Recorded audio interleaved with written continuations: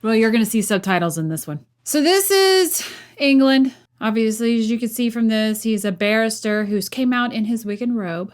And I was like, oh, okay. This is definitely a different perspective. This would be like here in the US if we saw the police chief come out. It was like, is he really with us? Or is he just trying to butter us up so we go away? So when I saw this one, I was like, is he really with us? What's going on? We're simply now standing here in the eye of the storm, and it's about to get rough. So, yeah, that's why I'm here today. So we see some stress lines in the forehead.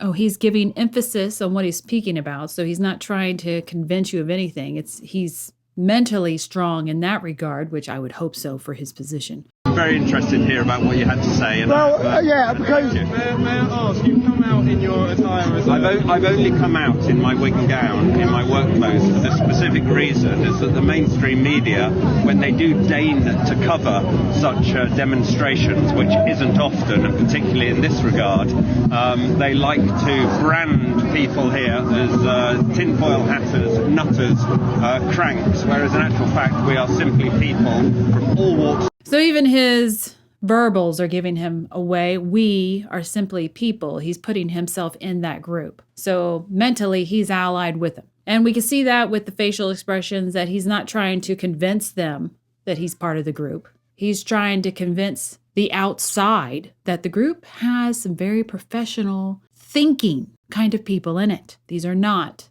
tinfoil hat wearers. Now, here in the US, we don't tend to protest unless you're part of the mentally ill. That is not a dig to any other country on their protesting, but as you can see, people in this country, the USA, the mentally ill usually are the ones that are out protesting, and they're 9 times out of 10 extremely violent. The rest of us have been isolated, and our society and culture have been broken so much that we don't interact like we should. So going outside and protesting would be outside the norm for many USA citizens. And I explain this so that you understand the difference and why their protests are the way they are and why this barrister comes out to sit there and show he's with them. Because they're trying to do to them that they've already done to us USA citizens, which is everybody who comes out is either violent or a nutter. Life from all professions who can think for ourselves and want to exercise our democratic right to express our views.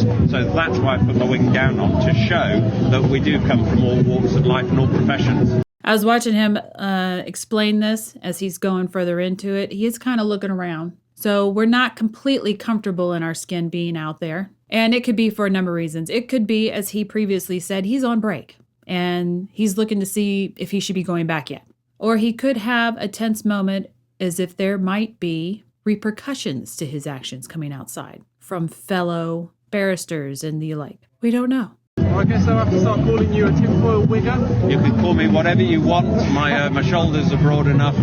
You could call me whatever you want. He didn't quite get that joke right then and there, but I'm assuming the facial expression from the person that told him this is said, oh, this is a joke. And then you see the eyes light up with it. So he's very reserved. And hopefully the USA pop, the majority, come to consensus on how we're going to demonstrate. If you like it, please share and subscribe. Thanks for watching.